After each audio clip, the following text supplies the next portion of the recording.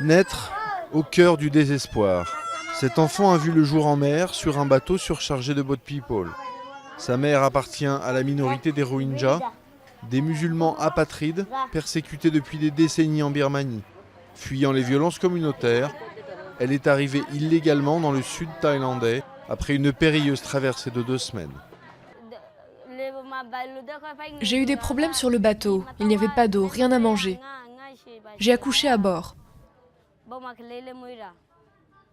Ces derniers mois, des milliers de Rohingyas ont choisi l'exil après 2 flambées de violence entre bouddhistes et musulmans dans cet état de l'ouest birman.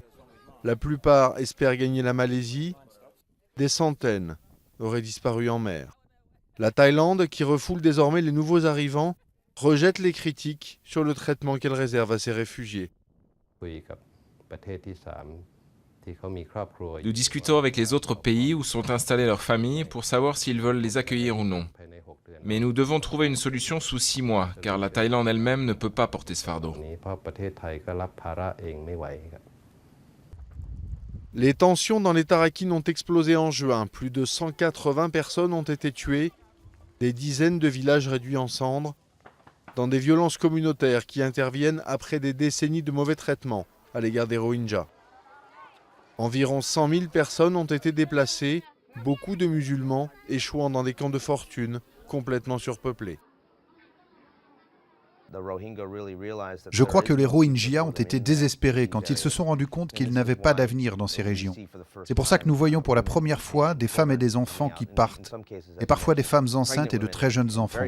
C'est le reflet de ce terrible désespoir. 1700 Rohingyas ont été arrêtés en Thaïlande ces derniers mois, dont plus de 300 femmes et enfants. Les hommes sont enfermés à part, certains enfants sont même partis seuls pour échapper à l'enfer. Mon père est infirme, donc je dois aller en Malaisie. J'ai de la famille, un oncle. Je ne suis pas heureux ici. Je serais heureux si je pouvais aller en Malaisie. Sans famille ni domicile, son avenir reste des plus incertains, comme pour tant d'autres réfugiés Rohingyas.